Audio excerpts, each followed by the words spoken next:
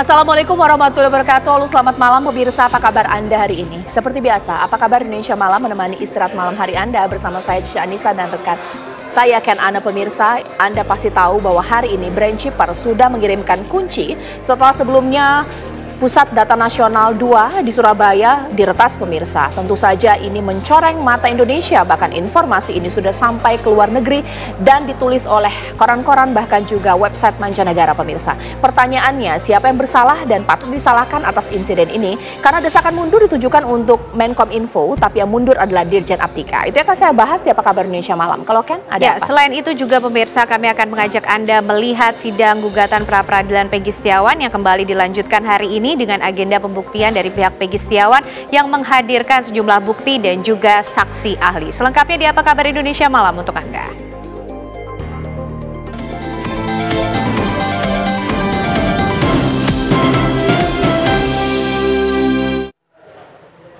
Pemirsa, usai menggelar rapat pleno KPU, pemirsa, di mana menetapkan Muhammad Afifuddin sebagai Ketua PLT KPU RI menggantikan Hashim Asyari usai dipecat oleh DKPP akibat terbukti melakukan tindak asusila terhadap salah satu anggota PPLN Belanda. Rapat pleno tersebut dihadiri oleh 6 anggota komisioner KPU pada Kamis siang. Muhammad Afifuddin menjamin tahapan Pilkada serentak tahun 2024 akan berjalan dengan lancar.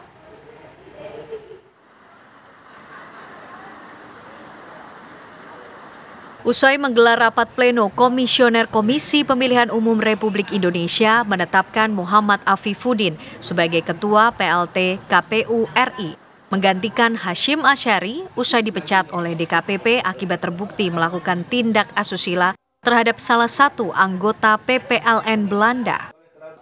Rapat pleno tersebut dihadiri oleh 6 anggota komisioner KPU pada Kamis siang secara internal. Muhammad Afifuddin terpilih sebagai Ketua KPU yang baru atas dasar kesepakatan seluruh 6 anggota komisioner dari hasil musyawarah dan mufakat.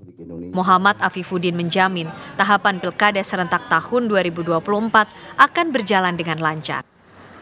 Ia juga memastikan tidak akan ada yang terganggu baik dalam sisi keorganisasian internal KPU dalam menyongsong Pilkada serentak tahun 2024.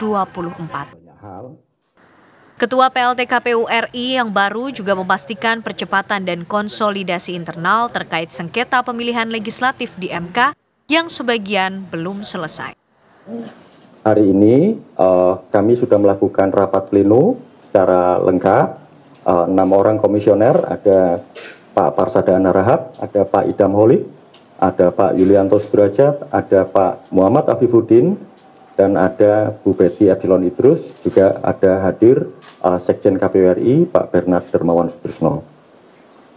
Kami sudah melakukan rapat pleno terkait dengan langkah-langkah organisasi, salah satunya adalah memutuskan pelaksana tugas dari Ketua Komisi Pemilihan Umum Republik Indonesia. Hasil pleno sudah memutuskan secara bulat, kami bersepakat untuk memberikan mandat kepada Pak Muhammad Afifuddin untuk menjadi pelaksana tugas dari Komisi Pemilihan Umum dalam Ketua Komisi Pemilihan Umum untuk melakukan tugas-tugas organisasi. Secara bulat, secara sepakat memberikan mandat kepercayaan ke saya untuk menjadi pelaksana tugas Ketua KPU Republik Indonesia. Tentu bukan hal yang mudah, tapi harus kita hadapi secara bersama-sama. Sebagaimana teman-teman Bapak Ibu sekalian tahu, selama ini roda organisasi di KPU berjalan sangat kompak, dan insya Allah pasca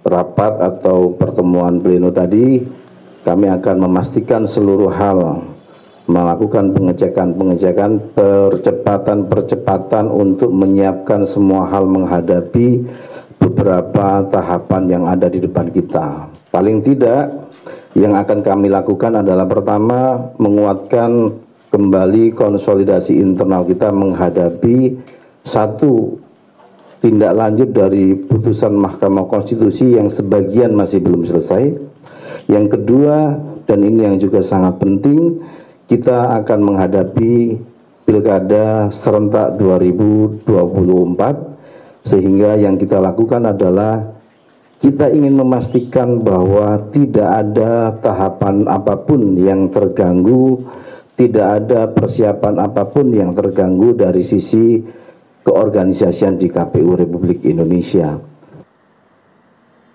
Dari Jakarta, tim TV One mengabarkan. Wakil Presiden Kiai Haji Ma'ruf Amin menanggapi putusan DKPP yang memberhentikan Ketua KPU RI dalam kasus asusila. Wapres menegaskan bahwa moralitas dan integritas sangat diperlukan bagi seseorang atau bagi seorang pemimpin, dan ini merupakan peringatan keras bagi para pemangku kekuasaan untuk tetap menjaga moralitas dan integritas. Dalam kunjungan kerjanya di Surabaya saat membuka acara Asian Pacific Aquaculture 2024 di Surabaya, Wakil Presiden Kiai Haji Ma'ruf Amin ikut menanggapi terkait putusan DKPP yang memberhentikan Ketua KPU Hashim Asyari yang terjerat kasus asusila terhadap anggota panitia pemilihan luar negeri PPLN Den Haag Belanda. Wapres pun menghormati putusan DKPP terhadap Ketua KPU tersebut dan menjadi peringatan keras bagi para pemangku kekuasaan akan pentingnya moralitas dan integritas bagi seorang pemimpin. Sementara itu, pemberhentian Ketua KPU tidak akan mengganggu jalannya pilkada serentak yang akan digelar dalam waktu dekat, mengingat KPU merupakan kerja tim dan yang terlibat kasus adalah perorangan.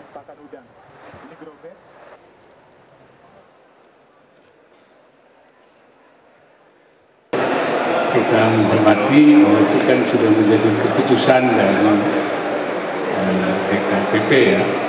Nah, itu mereka punya alasan untuk mengambil keputusan itu. Saya tentu tidak bisa memasuki masalahnya secara langsung karena itu kewenangan dari DKPP. Tetapi buat saya yang penting, ini pelajaran penting untuk semua pihak. Jangan sampai hal-hal seperti itu terjadi ya. Nah, ini kan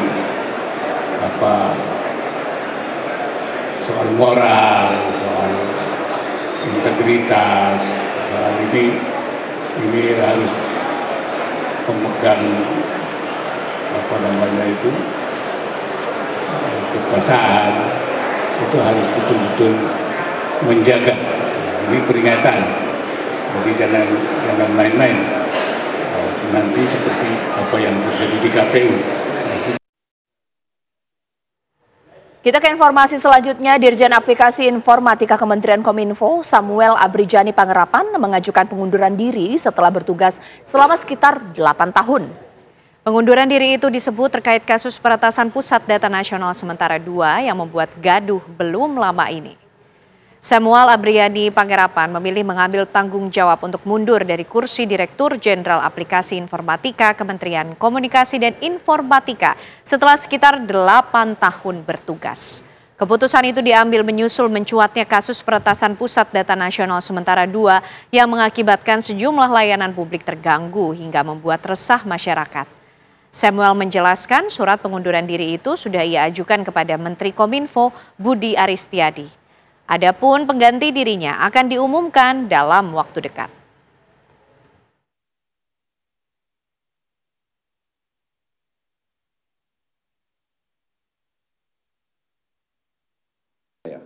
Sebagai Dirjen Pengampu dalam proses transformasi pemerintahan secara teknis. Jadi saya mengambil tanggung jawab ini secara moral dan saya menyatakan harusnya selesai di saya. Karena ini adalah masalah yang itu saya untuk berpisah.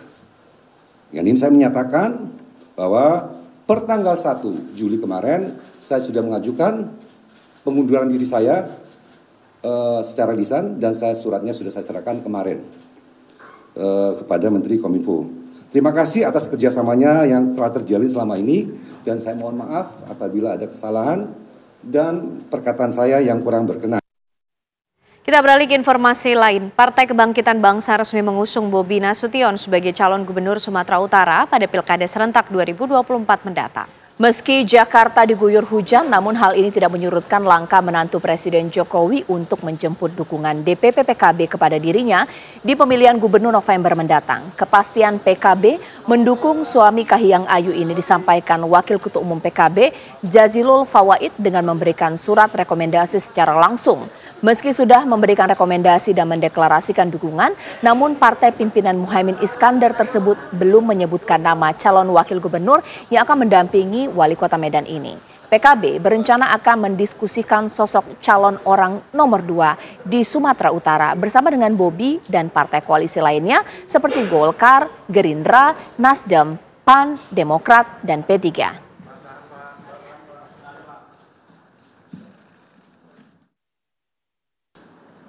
Ada beberapa baru kriteria, ada dari tokoh perempuan, baik dari organisasi, baik dari tokoh politik, yang dari perempuan ini baru dibicarakan. Untuk nama-namanya nanti pengerucutannya, dan juga dari PKB ada mengusulkan sebuah nama yang cukup di luar diskusi juga, Gus ya. Mungkin nanti Gus bisa menyampaikan nama yang mungkin tadi disampaikan oleh PKB salah satunya tadi.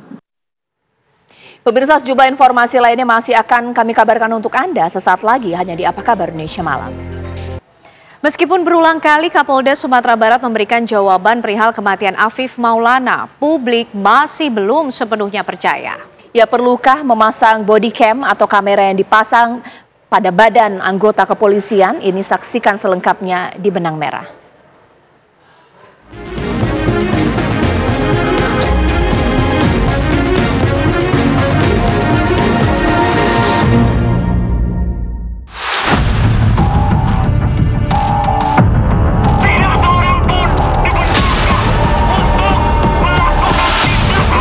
Ada di Polsek Murah.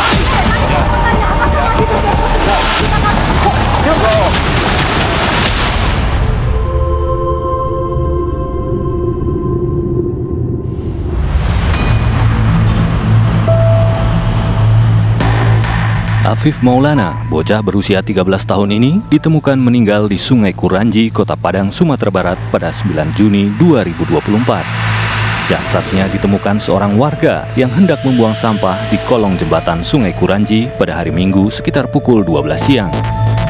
Karena curiga dengan kematian tak wajar pada Afif, pihak keluarga membuat laporan ke Polresta Padang pada hari Senin 10 Juni 2024. Sebagai paman si Afif, bahwa saya belum siap untuk menerima kayak gitu, Bang. Soalnya di badan keponakan saya ini, Bang, kejanggalan banyak. Sini lebam. Sini lebam, saya pun ikut memandikannya jenazah. Tangan ini lebam sama kayak gini, Bang. Kalau lebam bekas jatuh nggak mungkin, Bang. Soalnya itu kayak dipukul, ada bekas sepatu sama apa polisi itu saya lihat, Bang.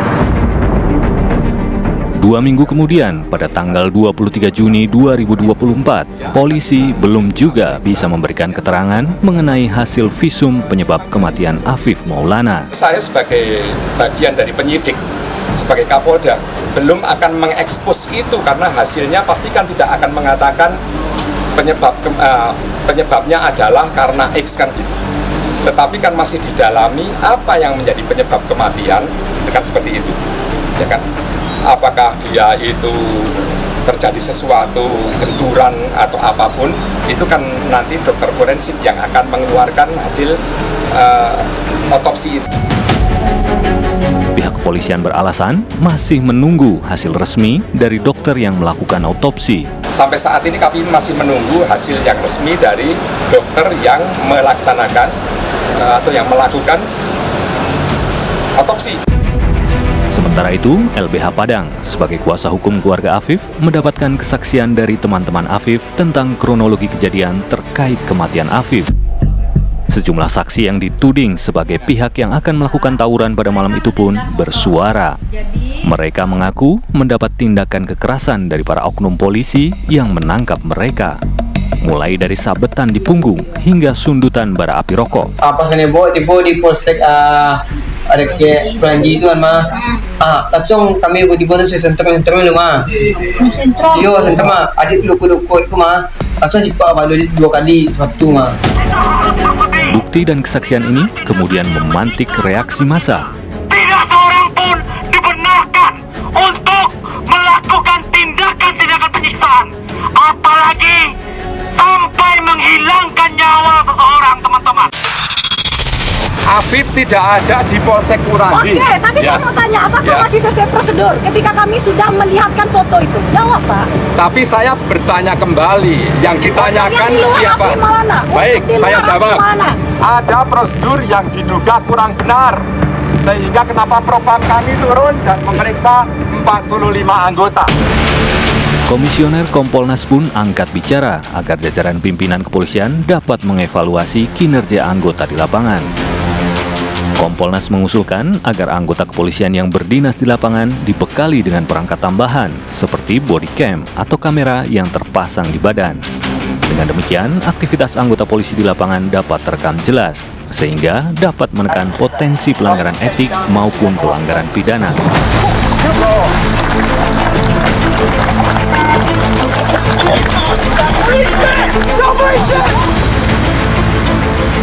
Sementara itu, LBH Padang akan meminta hasil otopsi mendiang Afif Maulana dan rekaman CCTV, baik di lokasi penangkapan 18 anak dan pemuda yang diduga akan melakukan tawuran maupun di Polsek Kuranji.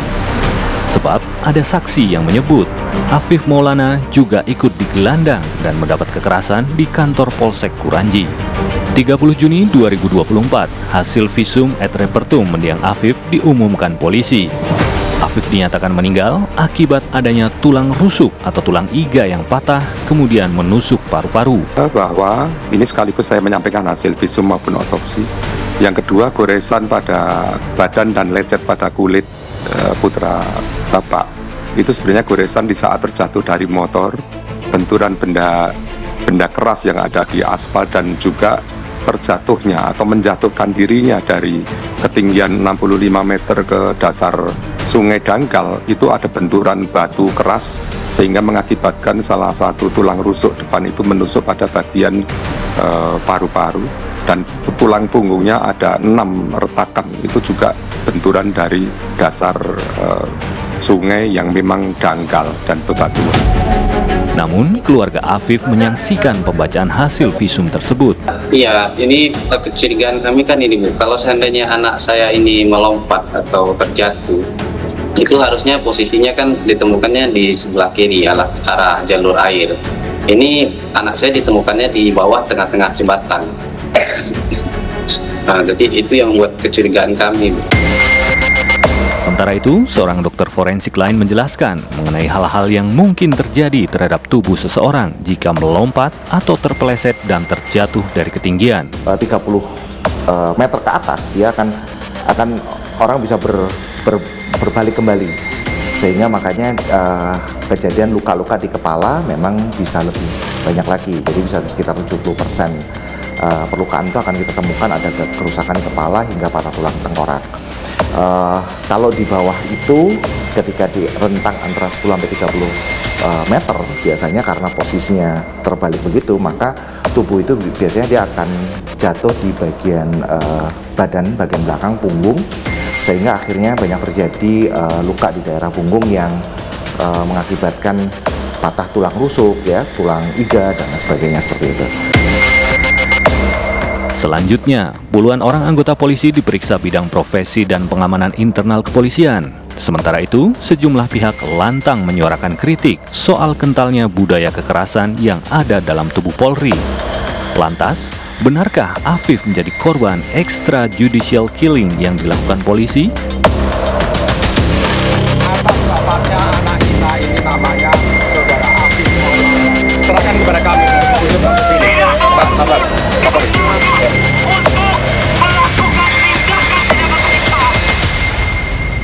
Ya pemirsa, usai jeda Apa Kabar Indonesia Malam masih akan menemani Anda dengan dialog tentunya yang akan dipandu dengan Caca Anissa. Benar sekali Ken, dan juga pemirsa, sesaat lagi pasca kasus peretasan Pusat Data Nasional, Indonesia disorot, bahkan ini merupakan proyek kebanggaan Presiden Joko Widodo. Itu akan kita bahas di Apa Kabar Indonesia Malam sesaat lagi.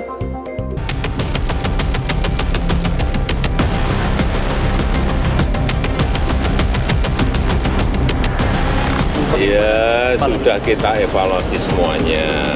Yang paling penting semuanya harus dicarikan solusinya agar tidak terjadi lagi, di backup semua data nasional kita.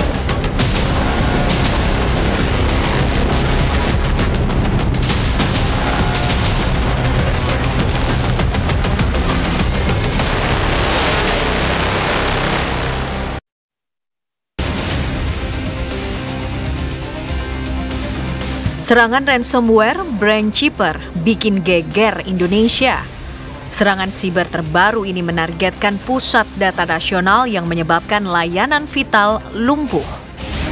Bobolnya pusat data nasional diserang ransomware Juni 2024 lalu membawa korban. Seorang pejabat Kominfo mengundurkan diri. Dirjen Aplikasi Informatika Kominfo Samuel Abriani Panggerapan mengundurkan diri dari jabatannya. Pengunduran diri Semi sebagai bentuk pertanggungjawabannya sebagai pengelola teknis Pusat Data Nasional. Seperti diketahui, serangan siber terbaru ini merupakan yang terburuk yang dialami Indonesia dalam beberapa tahun terakhir, mengganggu layanan imigrasi dan mempengaruhi operasional di bandara-bandara besar di Indonesia selama beberapa hari. Sebelumnya, desakan agar Menteri Komunikasi dan Informatika Budi Aris Setiadi mundur dari jabatannya mencuat menyusul peretasan terhadap sistem pusat data nasional yang hingga saat ini belum dapat dipulihkan sepenuhnya. Bahkan, Presiden Joko Widodo ikut menanggapi. Menurut Presiden, semua hal terkait peretasan PDN sudah dievaluasi, termasuk tuntutan agar Budi Ari mundur. Ya, sudah kita evaluasi semuanya. Yang paling penting semuanya harus dicarikan solusinya agar tidak terjadi lagi, di backup semua data nasional kita sehingga kalau ada kejadian kita tidak terkaget-kaget. Dan ini juga terjadi di negara-negara lain, bukan hanya di Indonesia saja. Ya. Pak, banyak desakan untuk Pak Menkominfo mundur, bagaimana Pak tanggapannya dari Bapak sendiri? Semuanya sudah dievaluasi. Presiden Jokowi juga meminta agar pihak terkait mencari solusi agar kejadian tersebut tidak terjadi lagi. Lantas, bagaimana Istana akan menindaklanjuti upaya tersebut? Apakah Presiden akan mengganti Menteri Komunikasi dan Informatika terkait kejadian tersebut? Tim TV One mengabarkan.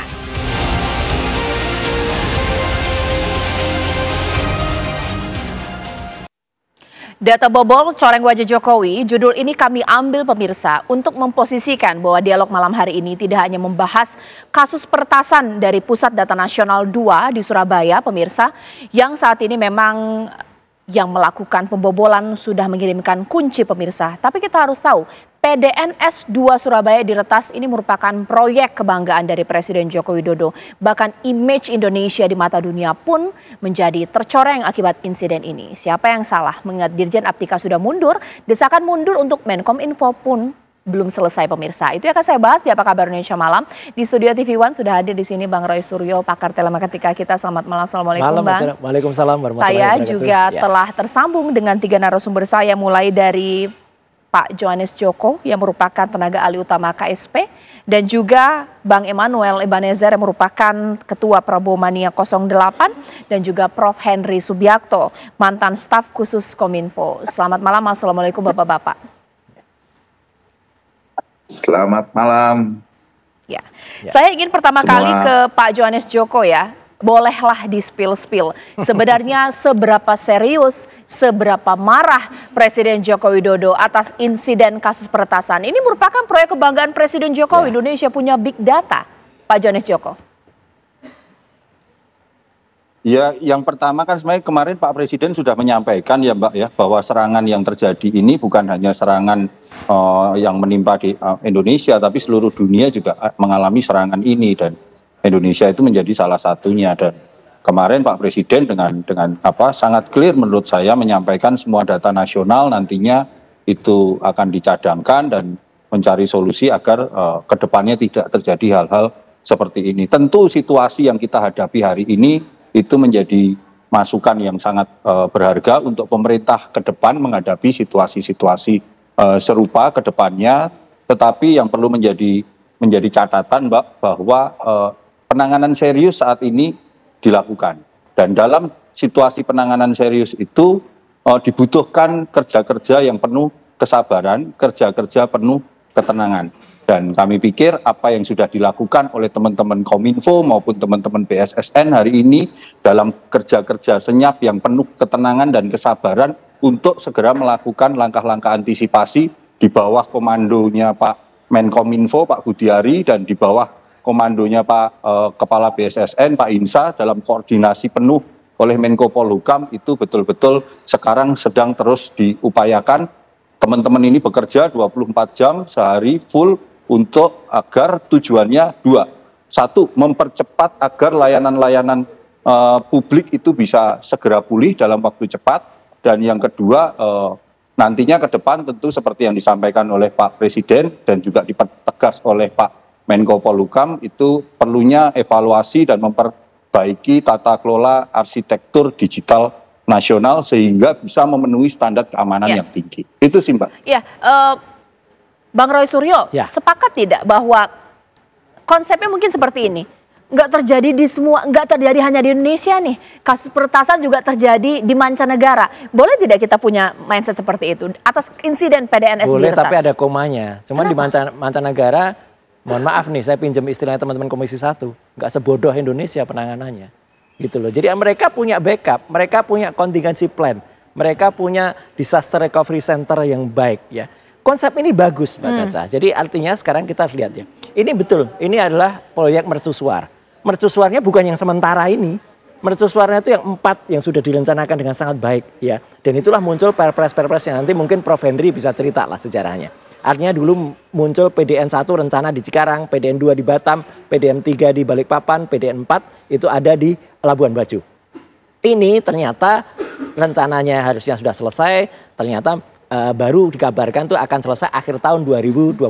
Nah ini terus terang nih, mungkin Pak Yohanes Joko bisa juga nanti menyampaikan. Siapa yang kemudian punya ide untuk kesusu kalau dalam bahasa Jawa. Terburu-buru, gerusah-gerusuh kalau menurut saya. Sehingga apa? Harus selesai 17 Agustus 2024.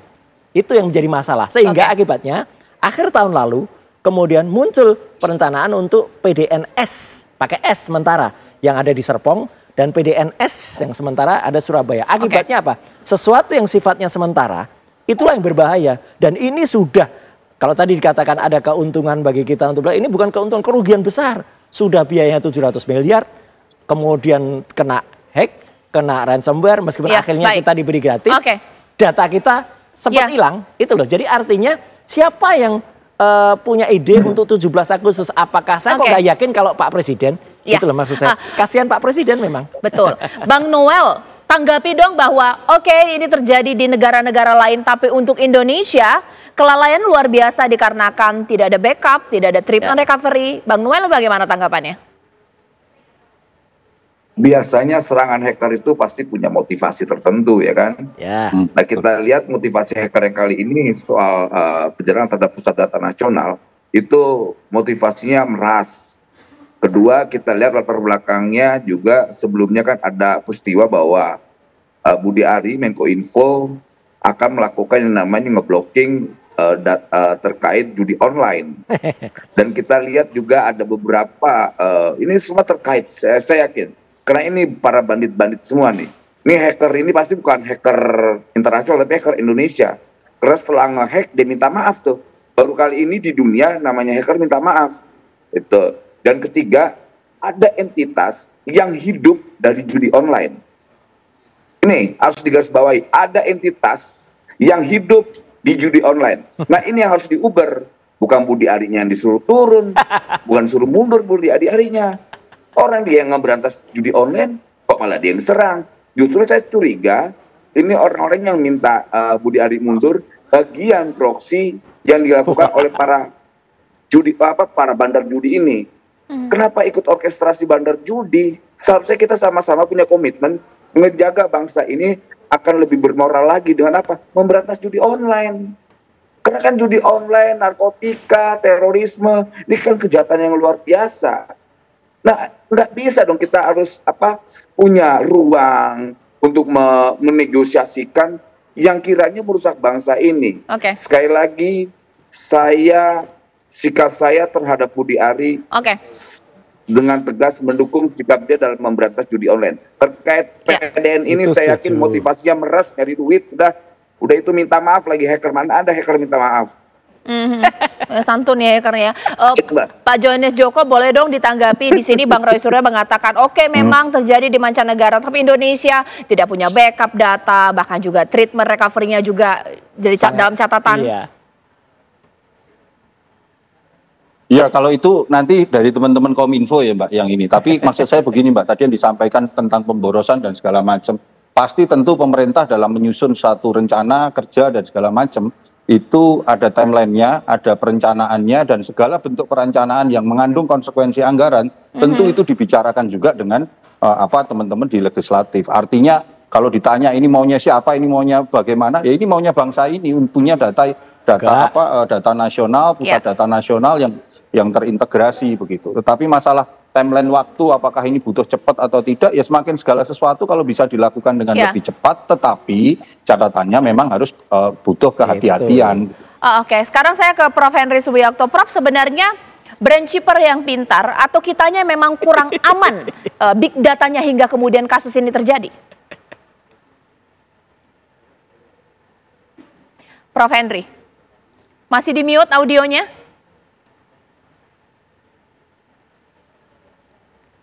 Di mute. Boleh, silakan, sudah terdengar. Oke. Jadi saya melihat bahwa ini sebenarnya persoalan yang terkait dengan isu-isu strategis Kementerian Kominfo. Tapi yang dikerjakan oleh pemerintah itu adalah hal-hal teknis. Jadi isu strategisnya apa? Tata kelola ini harus didahulukan, diselesaikan dahulu. Kelembagaannya juga harus diselesaikan dahulu. Kalau yang namanya mau membuat pusat data nasional, baik yang sementara maupun yang tidak, itu sebenarnya kelembagaannya seperti apa? Tata kelolaannya seperti apa? Karena di dalam Undang-Undang ITE itu jelas bahwa kalau ada orang atau lembaga melakukan penyelenggaraan sistem elektronik, dia wajib andal. Setuju. Andal itu artinya mampu ya, andal, kemudian aman, dan berfungsi sebagaimana mestinya. Apapun yang terjadi, dia harus berfungsi sebagaimana mestinya. Ini amanat Undang-Undang ITE pasal 11.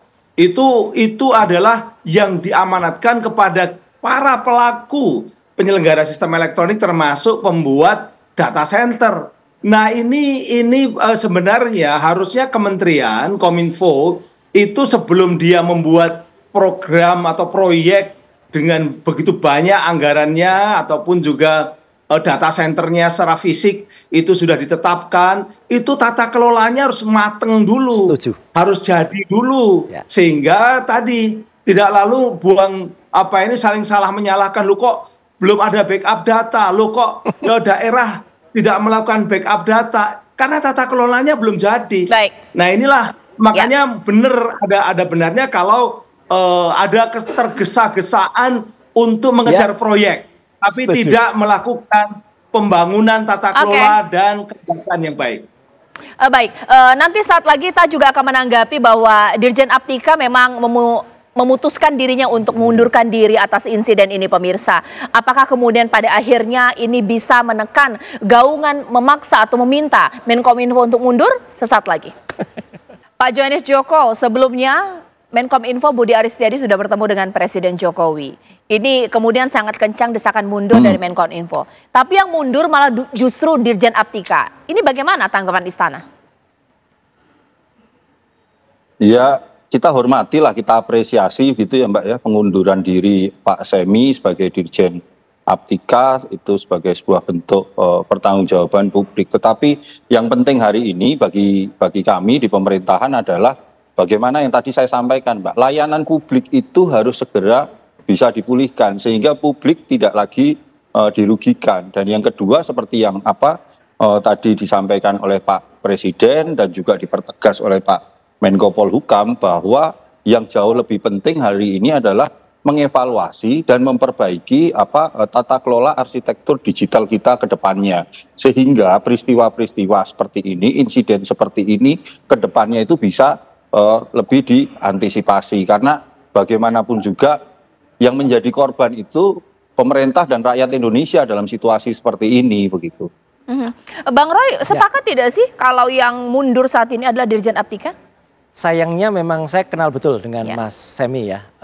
Kami dulu bergaul semenjak 20 tahun yang lalu ya gitu. Jadi dia termasuk orang terbaik juga yang ada di Kemenkominfo, termasuk Prof Henry ini gitu ya. Jadi artinya tapi kita hormati, kita apresiasi Mas Semi untuk mengundurkan diri. Cuman ya harusnya bukan level Semi, selevel yang membuat policy lah itu yang mengundurkan diri, itu baru gentle, itu baru benar. Karena apa? Yang membuat policy yang salah, bukan level teknis. Mas Semi itu kehilangan besar bagi Kominfo. Tapi ya kita harus hormati dan kita apresiasi sebagai menjadi contoh yang baik pejabat mundur. Prof Henry, karena Anda pernah berada di dalam Kominfo, bahkan juga pasti tahu bahwa ini kan ada sebuah desain arsitektur dari big data. Kalau sampai yang diminta mundur adalah menterinya, yang mundur saat ini adalah Dirjen Aptikanya, tepat tidak sih? Ya, saya tahunya begini, bahwa Pak Semi itu sempat berbeda pendapat dengan direkturnya. Itu semua orang Kominfo tahu. Direkturnya lebih dekat kepada menterinya. Ini pada menteri yang lama gitu ya. Dan inilah kemudian Pak Semi ini pada posisi yang sulit, karena Dirjen tentu saja tidak akan bisa berani melawan menteri begitu. Tapi ini menteri yang lama. Nah, menteri yang baru ternyata sama saja dengan menteri yang lama, sehingga Pak Semi lah yang kena sebagai dia harus menjadi bulan-bulanan, menjadi objek yang diserang sana sini karena dia adalah dirjen begitu. Nah, ini problema yang sering muncul di pemerintahan, memang ya itulah yang terjadi. Tapi ini contoh bagus juga bahwa ada orang yang merasa bahwa walaupun mungkin bukan dia memiliki kewenangan tertinggi, tapi dia bertanggung jawab. Saya rasa ini contoh untuk Indonesia di masa depan. Kalau bisa yang lain-lain juga yang ngikuti seperti dia. Oke, kalau dari Bang Noel bagaimana nih Bang? Yang mana? Tanggapan mengenai desakan mundur untuk Menkominfo kita, tapi yang mundur justru malah Dirjen Aptika kita. Ya, kalau soal mundur siapapun bisa mundur lah. Persoalannya pertanggungjawabannya seperti apa? Tadi kan sampai katanya ada perselisihan. Sampaikan aja perselisihannya di mana. Ini kan eranya keterbukaan. Kenapa harus menjadi penakut sih? Gitu. Kenapa harus Budi Ari juga disalahkan? Orang dia baju juga menteri-menteri baru, Budi Ari. Nah, dulu siapa yang coba ngambil kebijakan ini? Saya setuju. Ada semacam cari solusi yang terbaik. Tapi kan kita tahuin semua bahwa problem yang terjadi di Kominfo semua kan problem lama. Nah, Budi Ari aja tinggal nyuci piringnya hari ini. Nah, seharusnya kita lihat harus lebih jeli lagi lah. Motif dari hacker ini apa? Tadi kan sudah terjawab, ada persoalan-persoalan teknis yang akhirnya bisa menjadi bahan evaluasi. Tapi saya lebih pada substansi. Ini para bandit-bandit judi online ini kenapa kita tidak berani mendesak penegak hukum atau siapapun lah ya melakukan tindakan? Kenapa Budi Ari-nya? Atau karena Budi Ari punya kebijakan untuk melakukan tindakan keras terhadap judi online dengan menutup beberapa web dan sebagainya. Ini saya melihatnya jadi pada nyimpang gitu loh. Atau memang nggak suka dengan Pak Jokowi? Bukan beberapa, Bung Noel, tapi sudah 2 juta web yang ditutup. Ya, bagaimana? Boleh ditanggapi Pak Johanis Joko? Ya. Enggak, apa yang disampaikan Bung Noel ya kita hormatilah apa yang disampaikan itu. Tapi kan benar juga bahwa kalau dalam perspektif kami ya, Budi Ari sendiri kan menteri baru begitu. Sementara arsitektur digital ini kan jauh juga dirancangnya sudah jauh-jauh waktu, jauh sebelum beliau menjadi menteri, dan Pak Henry juga tahu proses itu juga gitu loh. Ini yang benar kan. Jadi PDN. Ya, tetapi kan perencanaannya Pak Roy. Iya betul. Perencanaannya betul itu jauh PDN sebelum itu zaman betul. Budi Ari. Ketika eksekusinya dan segala macam, itu kan eksekusinya sudah di ujungnya begitu loh, Bos. Enggak. Perpresnya betul. PDN-nya betul. Tiba-tiba ada PDN sementara. Itu Pak. PDN sementara terbit zaman siapa? PDN sementara itu kan timelinenya itu sudah disusun jauh sebelum ada Budi Ari dan itu pasti untuk pengeluaran anggaran dan segala macam itu kan dibicarakan dengan legislatif gitu. Nggak mungkin kalau anggaran dikeluarkan tanpa itu baru akhir tahun lalu Pak. Ada ini kan nggak bisa juga Komandan. Cek publik melihat Pak. Itu baru akhir tahun lalu, baru Februari 2024. Iya akhir tahun lalu. Data itu masuk itu kan perencanaannya kan 1 tahun. Budi Ari itu baru dipilih bulan Juli gitu Pak Roy. Iya bulan Juli tahun lalu kan. Iya artinya ini juga baru Februari kemarin Pak. Data-data itu masuk ke PDNS 2. Perancangannya baru akhir tahun lalu. Jadi artinya sudahlah semua orang juga ngerti kok ini ada apa gitu loh. Dan jadi anggarannya sangat besar. Menurut saya gini Pak Roy. Kita kembali lagi ke belakang, situasinya hari ini yang perlu kita lakukan adalah bukan lagi melihat ke belakang. Setuju. Tetapi bagaimana seperti yang disampaikan oleh Bapak Presiden, kita perlu mencari solusi-solusi terbaik. Kalau Pak Roy, Prof Hendri punya saran dan masukan, mari kita bersama-sama sudah bicara banyak, Pak. Sehingga saya udah nulis panjang sampai 10 artikel punya arsitektur desain digital yang jauh lebih kokoh, lebih kuat dengan tingkat keamanan yang lebih tinggi. Inilah yang perlu kita bicarakan ke depannya begitu. Setuju. Mungkin untuk Prof Hendri, pertanyaannya adalah Menko Polhukam mengatakan dengan insiden ini targetnya adalah semua bisa kembali normal di bulan Juli. Itu artinya kita tidak tahu apakah pertengahan akhir bulan Juli. Apakah seserius itu ketika big data diretas? Pasti Prof Hendri bisa cerita mengenai arsitektur big data kita PDN ini. Bagaimana Prof? Pertama yang harus dikembalikan itu adalah fungsi sesuai dengan peraturan perundang-undangan. Setuju. Bahwa pemerintah, Kominfo itu regulator. Kominfo itu pengawas, bukan operator. Ketika kemudian menjadi operator, yaitu harus mengendalikan data atau memproses data, itu operator, itu tugas operator. Harusnya itu dibuat kalau memang harus dilakukan oleh Kominfo, membuat seperti UPT, seperti Kementerian Pendidikan dan Kebudayaan itu regulator. Maka yang menjadi operator adalah UPT perguruan tinggi, BHMN perguruan tinggi. Dia harus bikin begitu, bukan dicampur dengan kedirjenan. Maka menjadi rancu ini. Itu dan undang-undang perlindungan data pribadi juga memberikan amanah bahwa pemerintah harus segera membuat badan pengawas. Selama ini Kominfo waktu Pak Joni maupun sekarang ya, itu yang melaksanakan pengawasan itu pemerintah. Nah kemudian kenapa tidak dibuat PP-nya atau perpresnya ya, perpres untuk badan perlindungan data pribadi ini yang mengawasi. Ini yang menjadikan tata kelolanya ini belum selesai. Tata kelolanya ini masih mentah. Tetapi proyek-proyeknya sudah dijalankan, data-datanya sudah dikumpulkan, sehingga akhirnya terjadilah seperti sekarang. Nah ini harus dikembalikan kepada tata kelola yang benar sesuai dengan Undang-Undang PDP maupun Undang-Undang ITE. Nah termasuk tadi mengenai judi online, itu Undang-Undang ITE sudah mengamanahkan. Jadi kalau sekarang Menteri melaksanakan itu perintah undang-undang pasal 40 ayat 2A, itu pemerintah wajib mencegah peredaran informasi elektronik yang melanggar perundang-undangan. Apa yang melanggar? Judi itu melanggar perundang-undangan.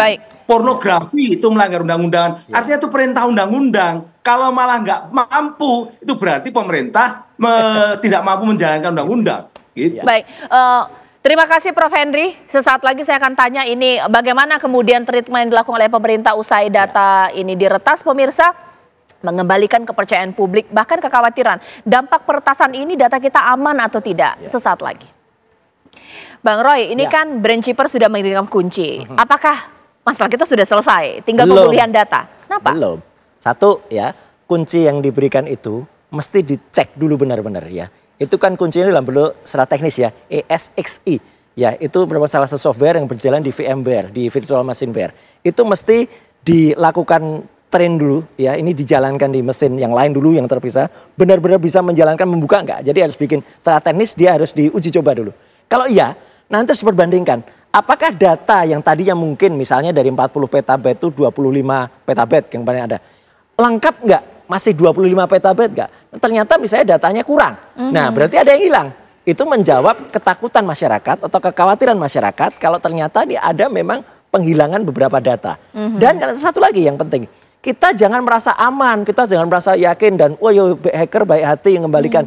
Ya mungkin sih kalau terlalu baik hati. Tetapi apa, data-data kita udah pernah di tangan dia. Dan sudah pernah di tangan dia, meskipun dia janji nggak mau memakai. Siapa yang bisa pegang janji? Wong sudah sampel-sampelnya sudah diedarkan. Kayak data BAIS TNI kemarin. Ya itu nama orang, nomor handphone, alamat, itu semua detail persis. Jadi artinya data kita masih tetap rawan dalam bahaya. Dan ini artinya, ini sekali lagi tidak boleh sekali lagi ini terjadi. Dan kalau penanganannya, kalau tata kelola, kalau kemudian sistemnya masih gerusah-gerusuh, sekali lagi saya bilang, yang masih pokoknya asal kesusu seperti sekarang, keburu-buru, ya udah itu bisa jadi kayak gini. Ya ini kan saya kan hadirkan kembali nih pemirsa, ini saya punya serba-serbi dari PDN itu pemirsa, mulai dari ini merupakan fasilitas sistem elektronik komponen untuk keperluan pendapatan data. Ini bagus, Mbak. Big data. Dari sisi sini keperluan bagus. Melakukan penyimpanan, pengolahan data serta pemulihan data dan beberapa kementerian terkoneksi dari PDN ini pemirsa, sehingga kemarin sempat ada permasalahan keimigrasian pemirsa, dan PDN ini lokasi ada banyak, mulai dari tadi di Batam, ada IKN, Surabaya, bahkan juga di Cikarang.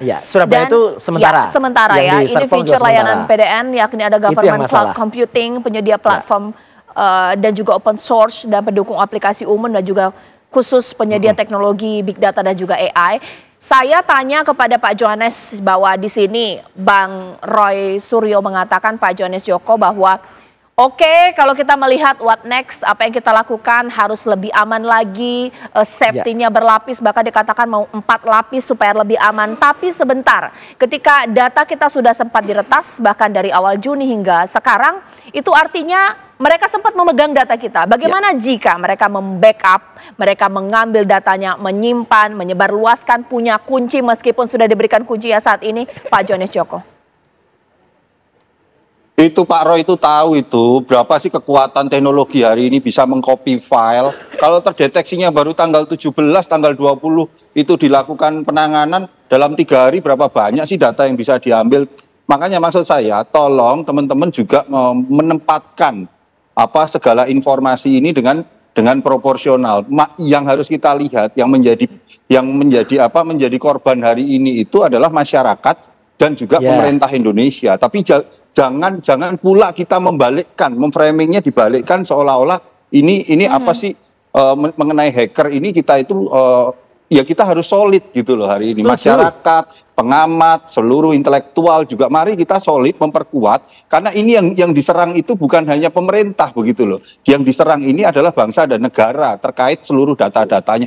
Bahwa dalam prosesnya memang ada tadi yang disampaikan Mas Roy, Prof Hendri, ada kekurangan. Mari kita perbaiki tata kelola ini, dan pada titik ini ya yang disampaikan Pak Presiden, beliau sudah meminta kepada Pak Menko Polhukam, dan saya tahu benar per hari ini bagaimana teman-teman di Kominfo, bagaimana teman-teman di BSSN itu 24 jam berjibaku, Pak Budiari sebagai Kominfo, Pak Hinsa sebagai kepala, itu terus berupaya melakukan yang terbaik terhadap situasi penanganan ini. Ini yang sebenarnya harus sama-sama kita perkuat narasi ini, ini yang sama-sama harusnya kita teduhkan masyarakat sehingga tidak masyarakat itu mendapatkan informasi yang beraneka ragam yang ujung-ujungnya justru malah menimbulkan kebingungan. Itu Mbak Caca. Iya, Bang Noel, apakah ini bisa membuat masyarakat tidak khawatir? Karena kan pasti sederhananya seperti Bang Roy mengatakan, ini bisa-bisa data saya bocor ini, Bang Noel. Udah bocor? Iya, soal kekhawatiran sih wajar ya, semua orang juga khawatir. Itu tadi apa yang disampaikan Prof. Henry, Mas Roy Suryo itu betul semua, nggak ada yang enggak. Tinggal nanti apa yang disampaikan Mas Joko tadi, yuk sama-sama dong kita kuatkan bangsa ini. Yang diserang ini kan bangsa ini, rakyat ini. Gitu. Kenapa kita malah sibuk menyalahkan A, menyalahkan B, tidak pada pokok persoalannya, substansinya. Bahwa ini yang diserang ini bangsa ini. Siapa yang menyerang? Ini para bandar judi. Atas ada entitas-entitas judi, Mas, yang menikmati dari aliran dana judi. Itu yang diuber. Kenapa kita tidak tanya motifnya apa ya kayak ini? Gitu. Itu yang harus kita uber gitu loh. Ini cuman Budi Ari harus mundur. Apa urusannya kemudian? Orang bangsa ini lagi diserang sama hacker, bukannya kita solid kayak. Nah, kita butuhkan misalnya kayak Prof. Henry, Mas Suryo ini kan paham soal IT. Saya suka sekali diskusi dengan Mas Suryo karena beliau paham sekali soal IT. Nah tinggal nanti ya kita sebagai kader bangsa ya solid aja kita lawan. Pentagon aja Amerika aja yang pusat pertahanan Amerika bisa jebol kok gitu loh sama hacker yang sekelas anak Jogja bahkan dulu. Mas Suryo tahu nih gitu loh. Apalagi Indonesia yang baru gitu loh. Justru itu pemerintah harus kompak, Mas. Pernyataan Presiden itu. Iya, harus kompak dan tadi tawaran Pak Presiden kita cari solusi yang terbaik. Solusinya apa? Solidkan bangsa ini, ayo semua satu padu. Gitu. Yang punya kemampuan ngehack, ayo lawan tuh hacker itu. Setuju. Itu aja sih, lawan tuh bandar judi yang ngedanain para teroris, politisi-politisi busuk yang ada di Senayan tuh yang ketahuan main judi juga. Kenapa itu nggak diuber? Ya kan Mas? Setuju itu yang diuber dong. Iya, ternyata mereka itu setuju Mas. Cuman kalau pemerintah nggak kompak, seperti kemarin ketika rapat dengan teman di DPD, itu kan juga kita sebagai masyarakat lihat gimana sih Menkominfo nyalain Telkom bilang nggak ada perintah, nggak ada di Kominfo, kemudian BSSN bilang saya sudah memperingatkan, sementara imigrasi bilang saya sudah minta backup loh semenjak April. Lah kalau dari dalamnya sendiri nggak kompak gimana? Ya kan gitu. Kita kan mau bantu kemudian satu lagi yang dilihat. Soalan. Publik lihat, Mas. Betul. Publik juga lihat, Mas. Kita harus giniin paham. Banyak juga provider kita terlibat dari judi online. Nah, ini saya sampaikan. Provider Telkom apa semua juga banyak itu. Mereka tahu tuh aliran-aliran itu semua kok. Ya udah, ayo kita bongkar. Jangan hanya soal judi online-nya gitu. Orang dalam juga ada. Orang yang bocorkan itu juga ada. Orang yang teledor juga ada. Pak Joko, ini juga menjadi Pak Joko. Ini gimana Bang Noel? Singkat-singkat gimana? Apa yang mau dikatakan? Iya, tadi apa yang disampaikan Bung Roy Suryo itu udah dibuka aja nih siapa bandit-banditnya. Nah, ada penegak hukum tangkap aja sudah, jangan kelamaan. Dulu kita ada namanya Kapolri itu Pak Sutanto tuh. Tegas, bersih tuh judi nggak ada tuh. Dia bilang kita lawan judi online, dibersihin tuh. Nah kita butuh seperti Kapolri kayak Pak Sutanto. Itu institusi polisi yang diseganin, pemimpin kepolisian yang diseganin, penegak hukum yang diseganin. Sekarang bandar judi nggak ada yang ditakutin tuh. Oke, baik. Sekarang saya ke Pak Joko. Oke. Sekarang saya ke Pak Joko. Pak Joko, evaluasi komunikasi pasca antar lintas kementerian bahkan juga lembaga ini seperti apa? BSSN, Kemenko Polhukam, bahkan juga Menkominfo, pihak Telkom, Pak Joko. Ya, seperti arahan Bapak Presiden. Sekarang ini semua komunikasi dan segala macam kita tunggu dari arahan-arahan dari apa yang dibicarakan di Menko Polhukam. Begitu, Mbak. Ya, oke. Nah, kalau dari Bang Roy sebenarnya untuk membangun kepercayaan lagi publik bahwa kita akan melakukan treatment lebih aman, data ini dipastikan data pribadi jangan sampai kemudian bocor.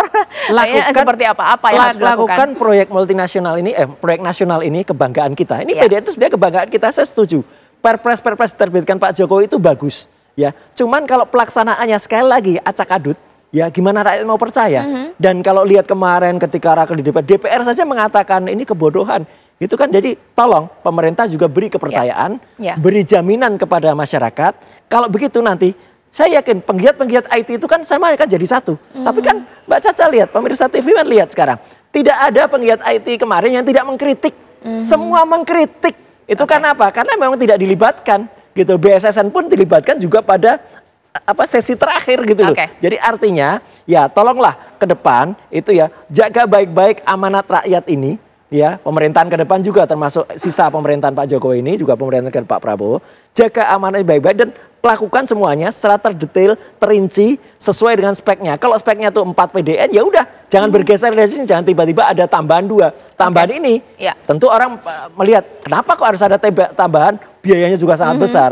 Kemudian lakukan semuanya dengan detail. Kalau itu standarnya pakai ISO 27001, ya ISO 27001. Pakai tier 4, ya tier 4. Jangan kemudian kurang, apalagi cuma pakai Windows Defender. Bang Roy, terima kasih banyak. Pak Johanis Joko, terima kasih. Dan juga Bang Emmanuel Ebenezer, sebelumnya ada Prof. Henry Subiakto. Kita tunggu nanti bagaimana kemudian pemerintah akan melakukan gerak cepat untuk memulihkan pasca peretasan PDN sementara tersebut. Nah, sesaat lagi rekan saya Ken Ana sudah punya informasi penting. Ada apa ya, Ken? Ya, betul sekali. Caca dan juga pemirsa, apa kabar Indonesia Malam? Usai jeda masih akan menemani Anda. Kami masih memiliki informasi untuk Anda pemirsa, termasuk mengenai agenda sidang lanjutan dari gugatan pra-peradilan Peggy Setiawan yang berlangsung hari ini dengan agenda pembuktian dari pihak Peggy Setiawan yang kemudian menghadirkan sejumlah bukti dan juga saksi ahli. Saat lagi. Sidang pra-peradilan penetapan tersangka Peggy Setiawan kembali digelar di Pengadilan Negeri Bandung, Jawa Barat.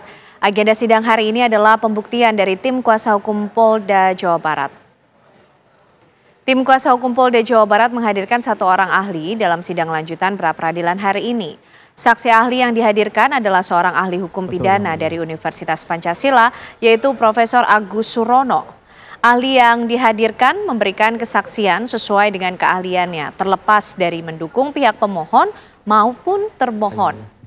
Di permulaan sidang, Hakim Tunggal Eman Sulaiman menanyakan kepada ahli mengenai dasar penetapan seseorang sebagai tersangka. Ahli Agus Surono pun menyampaikan dasar penetapan seseorang sebagai tersangka adalah memenuhi 2 alat bukti. Dalam sidang lanjutan hari ini, Ibunda Peggy Setiawan, Kartini, turut hadir menyaksikan jalannya sidang.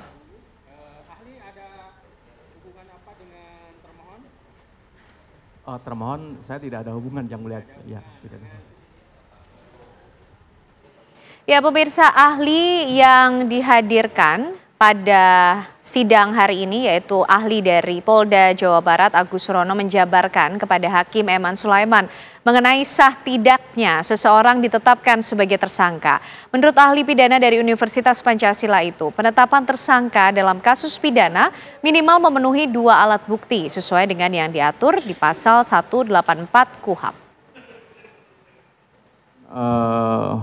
Putusan Mahkamah Konstitusi dan juga berdasarkan norma yang ada di dalam KUHP, maka seseorang ditetapkan sebagai tersangka itu harus ada syaratnya.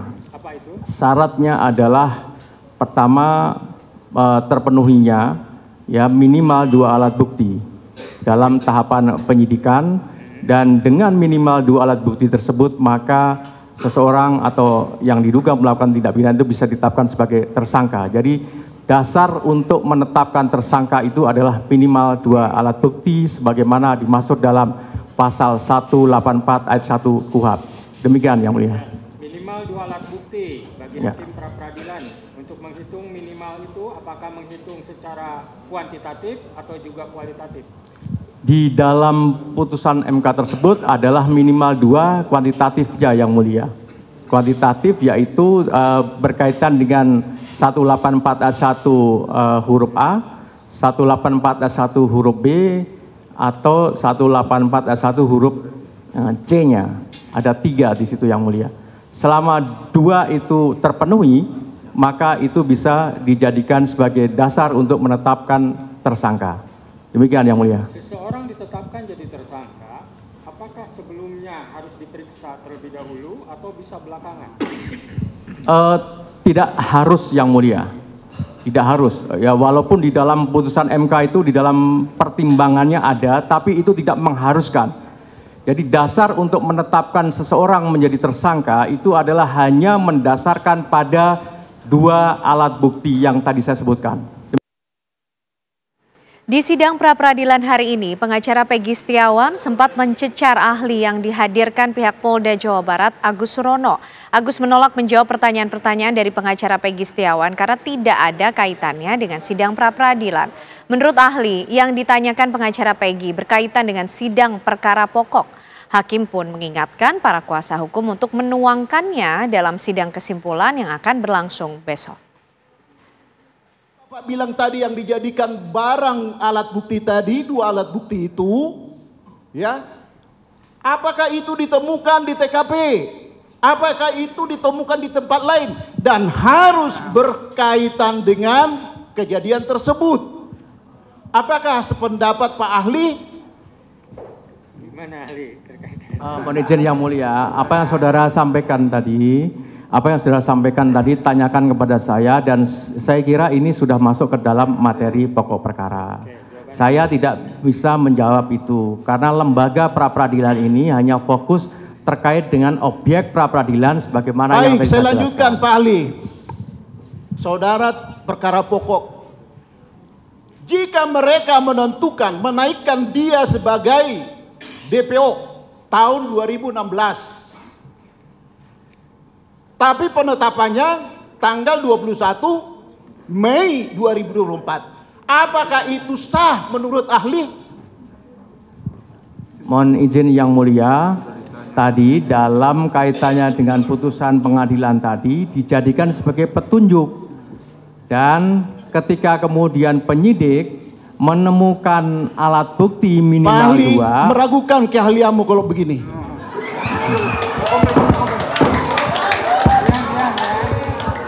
Izin Yang Mulia. Sebentar. Saya luruskan dulu. Ya. Pokoknya dalam forum ini tidak ada kesimpulan-kesimpulan. Kita juga harus menghargai ahli. Sependapat atau tidak sependapat dengan ahli, baik ahli yang kemarin maupun ahli yang sekarang, kita harus menghormati pendapatnya. Tim kuasa hukum Polda Jawa Barat menyatakan bahwa saksi ahli yang dihadirkan di pra-peradilan hari ini sangat kompeten. Pernyataan itu dikemukakan usai tim kuasa hukum Peggy Setiawan menuding ahli yang dihadirkan Polda Jawa Barat tidak kompeten. Bilang nggak kompeten, sangat kompeten sekali. Beliau secara komprehensif ya telah menjelaskan beberapa pertanyaan yang disampaikan oleh para pemohon maupun dari kami sendiri, begitu. Itu aja saya kira.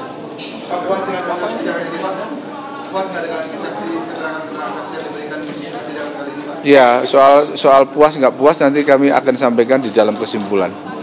Ya. Oh, enggak, pokoknya kami nanti sampaikan di dalam kesimpulan. Kita beralih ke informasi lainnya. Warga Desa Cilebut Timur, Kecamatan Sukaraja, Kabupaten Bogor, Jawa Barat digegerkan dengan penemuan sesosok mayat pria tanpa kelamin tersangkut di bantaran Sungai Ciliwung dengan kondisi mengenaskan tanpa busana dan identitas. Warga pun melaporkan kepada pihak berwajib. Mayat pria bertato di tangan sebelah kiri ini berusia sekitar 20 tahun. Saat ditemukan, korban dengan kondisi tanpa mengenakan busana dan tanpa ada alat kelamin. Jasad pria tersebut ditemukan warga yang sedang mandi di kali.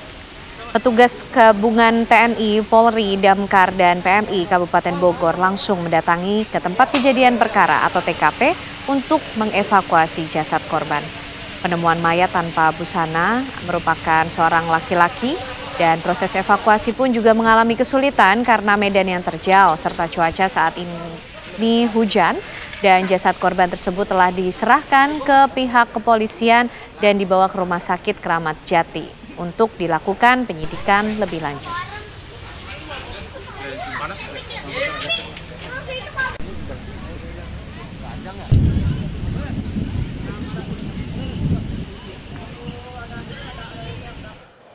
Ya, bagaimana kemudian informasi terkini dari penemuan mayat di Bogor, Jawa Barat ini pemirsa? Kami ajak Anda berbincang dengan Ibtu Desi Triana, Kasih Humas Polres Bogor. Selamat malam, Bu Desi. Ya, Bu Desi, kami belum bisa mendengar suara Bu Desi. Mungkin bisa diaktifkan audionya, Bu Desi. Selamat malam. Selamat malam Mbak Ken Ana. Ya, Bu Apakah Desi, sudah terdengar? Ya, sudah terdengar suaranya. Bu Desi, adakah informasi terbaru termasuk identitas dari mayat yang ditemukan ini, Bu? Ya, terkait identitas mayat tersebut, karena hari ini baru dilaksanakan otopsi jenazah, jadi masih belum ada hasil dari Rumah Sakit Polri Kramat Jati, di mana kita masih identitas mayat tersebut Mr. X. Demikian, Mbak. Oke, tapi apakah juga sudah bisa diperkirakan sudah berapa lama kemudian mayat ini berada di TKP tersebut, Bu, hingga akhirnya kemudian ditemukan oleh warga yang tengah hendak beraktivitas? Ya, mayat tersebut memang tersangkut di ranting pohon di Kali Ciliwung ya, di daerah Sukaraja, Kecamatan Sukaraja, Kabupaten Bogor. Diperkirakan sekitar 3 harian ya, Mbak ya. Oke, Bu, proses otopsi memang masih berlangsung, tapi dari pihak kepolisian juga apakah kemudian sudah memperoleh dugaan sementara korban ataupun mayat ini menjadi korban adanya tindakan tertentu atau seperti apa?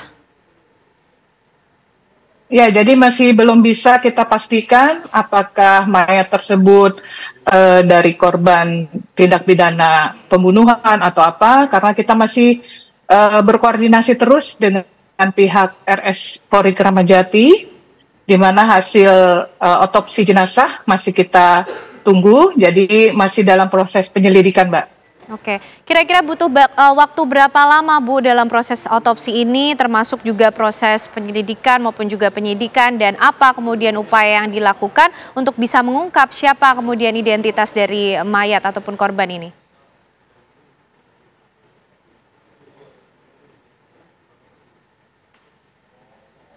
Ya, jadi masih kita menunggu hasil otopsi jenazah dulu, Mbak, dari pihak RS Polri Kramat Jati. Oke, Bu, untuk mengungkap identitas sendiri, apakah kemudian juga ada informasi ciri-ciri tertentu juga yang kemudian ditemukan ataupun dimiliki oleh jenazah ini?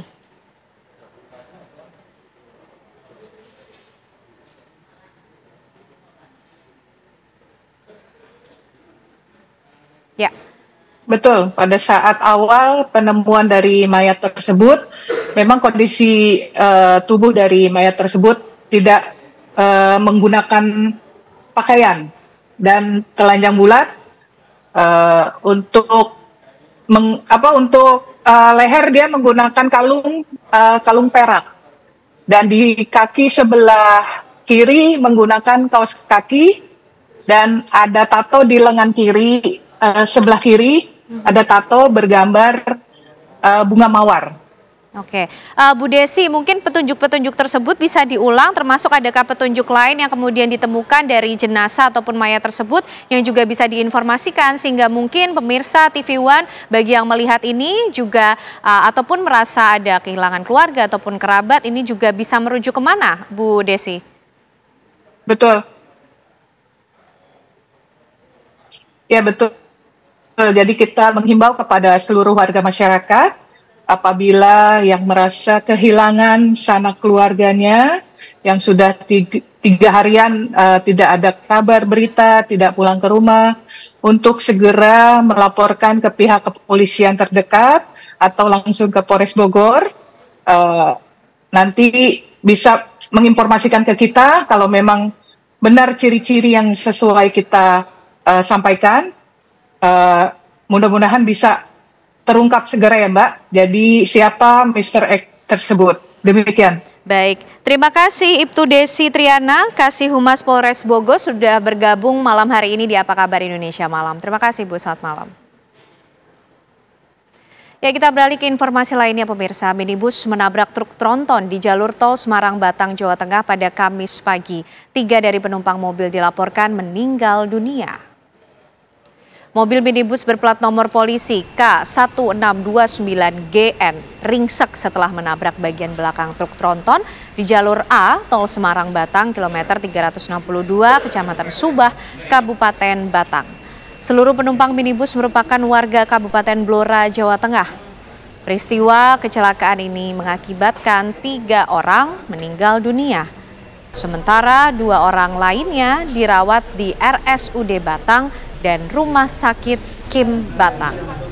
Kasat Lantas Polres Batang, AKP Widiadi, menjelaskan kronologi berawal dari mobil berjenis MPV melaju dari arah Jakarta, hendak menyalip sebuah kendaraan melalui lajur kiri. Namun saat menyalip ternyata ada truk tronton yang masuk di jalur yang sama sehingga tabrakan tak terelakkan. Dari hasil olah TKP diduga sopir dalam keadaan mengantuk.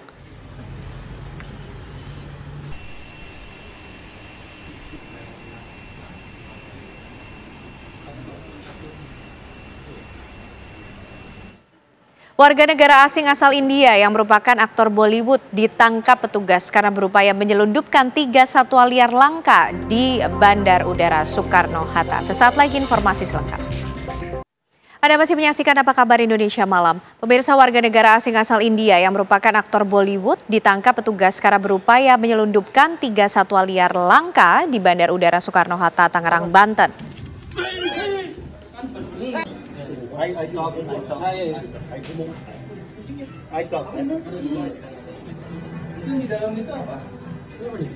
Pengungkapan bermula ketika petugas mencurigai sebuah koper milik pelaku berinisial RM dan saat dilakukan pemeriksaan lebih lanjut, petugas menemukan 3 hewan satwa liar langka seperti 1 ekor burung cendrawasih kuning kecil, 1 ekor cendrawasih botak, dan 1 ekor berang-berang kecil albino.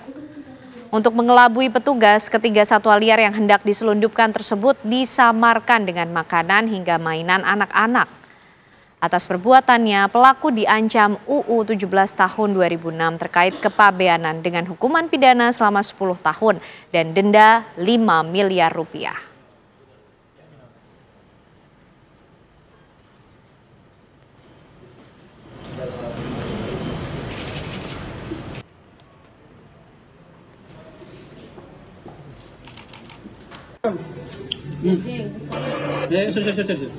Oke, open.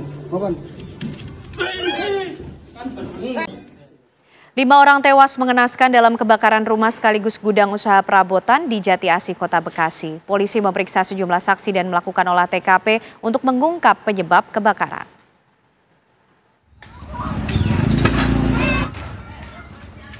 Gudang usaha distributor perabotan rumah tangga sekaligus rumah tinggal hangus terbakar. Akibatnya 1 keluarga yang terdiri dari pasangan suami istri dengan 2 anak serta keponakan ditemukan tewas dalam kamar mandi. Para karyawan yang tinggal di bangunan sebelah mengaku telah berusaha menolong dengan menjebol tembok, namun api cepat membesar.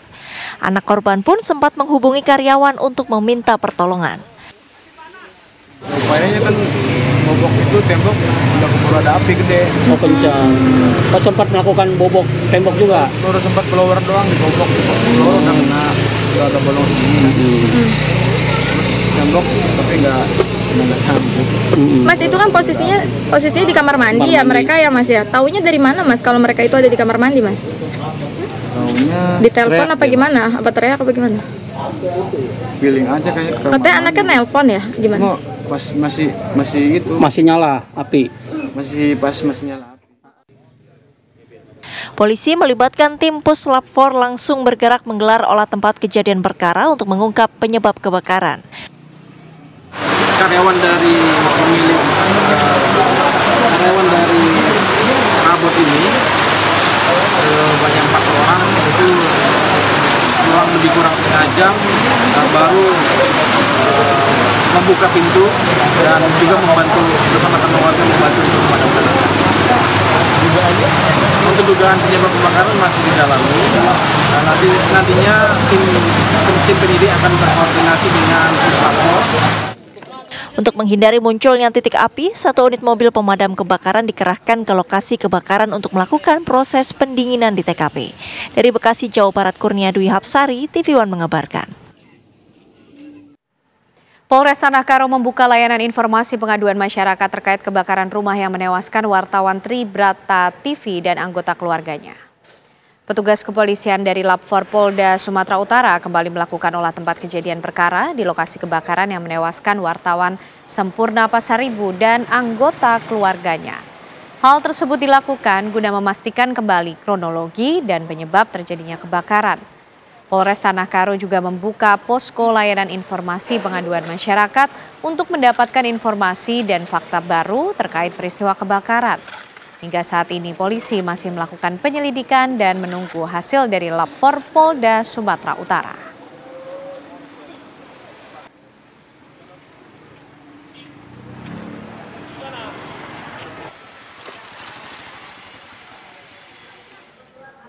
Puluhan guru besar Fakultas Kedokteran Universitas Airlangga atau UNAIR bersama mahasiswa menggelar aksi solidaritas atas diberhentikannya Dekan FK UNAIR Profesor Dr. Budi Santoso secara mendadak. Puluhan guru besar menuntut Rektor UNAIR agar Budi Santoso dikembalikan jabatannya. Jika tuntutan mereka tak dikabulkan, maka para guru besar akan melakukan aksi mogok mengajar. Mahasiswa dan guru besar Fakultas Kedokteran Universitas Airlangga Surabaya, Jawa Timur menggelar aksi demo menuntut dikembalikannya jabatan Dekan FK UNAIR Profesor Dr. Budi Santoso yang dicopot secara mendadak oleh Rektor UNAIR pada Kamis siang. Pencopotan jabatan Profesor Dr. Budi Santoso sebagai Dekan FK UNAIR dinilai sepihak dan dianggap menghilangkan kebebasan berpendapat. Karena pemberhentian Dekan FK diduga terkait dengan penolakan adanya dokter asing yang berpraktek di Indonesia. Para guru besar ini juga akan terus melakukan aksi menuntut dikembalikannya jabatan Profesor Budi Santoso karena pencopotan jabatan dekan tidak sesuai dengan prosedur yang berlaku. Jika tuntutan ini tidak digubris, maka guru besar akan melakukan gerakan mogok pengajar. Aksi solidaritas ini diikuti puluhan guru besar, dosen kedokteran dan ratusan mahasiswa di halaman kampus FK Unair. Mereka melakukan aksi damai menuntut dikembalikannya jabatan dekan. Puluhan karangan bunga di sejumlah pihak juga tampak di FK Unair ini.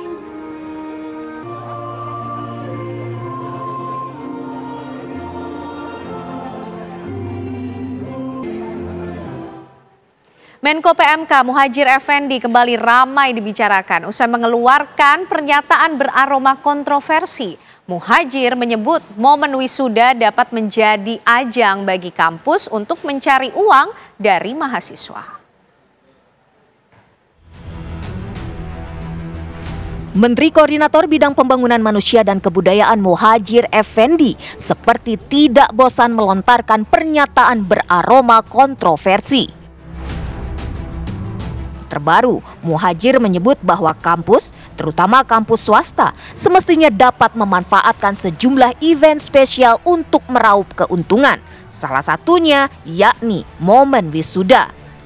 Muhadjir menyampaikan pendapatnya itu dalam rapat antara Komisi 10 DPR RI dengan para mantan Menteri Pendidikan dan Kebudayaan di Gedung DPR Senayan pada Selasa 2 Juli 2024. Bahkan sebetulnya untuk swasta biasanya itu momen-momen untuk bisa mengenai biaya tinggi. Misalnya wisuda itu tarik yang tinggi karena nggak ada orang akan protes walaupun mahal. Karena waktu saat gembira orang mau anaknya wisuda bayar berapapun dikasih gitu. Kalau perlu biar satu truk anak keluarganya datang nggak apa-apa, tapi harus beli undangan gitu. Beli undangan dibayar datang. Itu kan orang seneng itu diminta apapun pasti mau. Tapi ketika orang sedang gajinya sudah telat, ini anunya naik, ya pastilah itu protes itu. Jadi menurut saya juga momentum kurang pas. Makanya saya sempat kritik itu. Selain itu, Muhadjir juga menyinggung perihal Perguruan Tinggi Negeri Badan Hukum atau PTNBH yang semestinya dapat mandiri dalam hal pembiayaan. Menurut Muhadjir, PTNBH dapat menggerakkan lembaga pencari dananya untuk mencari uang. Perguruan tinggi itu sebetulnya ide PTNBH itu kan memang mendorong perguruan tinggi itu mandiri, termasuk mandiri di dalam pembiayaan, gitu. Dan mendorong supaya lembaga-lembaga fundraisingnya itu jalan. Gitu ya. Saya kebetulan sekarang kan juga ketua wali MWA-nya Universitas Brawijaya, beliau kan MWA-nya ITS, beliau ini ketua MWA-nya Undip, ini sama ketua MWA. Jadi tahu persis lah gitu. Jadi memang menurut saya PTN kita itu memang tax spender boy. Jadi sudah biasa belanja, tidak biasa cari uang. Jadi harus ada perubahan karakter. Ajarilah mereka ini untuk cari duit, bukan untuk buang duit. Dalam kesempatan berbeda, Muhadjir juga sempat menyinggung bahwa dirinya mendukung mahasiswa memanfaatkan pinjaman online atau pinjol untuk membayar uang kuliah tunggal jika kesulitan ekonomi. Pernyataan itu pun kemudian memancing polemik, mengingat tidak sedikit masyarakat yang terlilit pinjol dan kesulitan melunasinya. Belakangan, Muhadjir meluruskan pernyataan itu.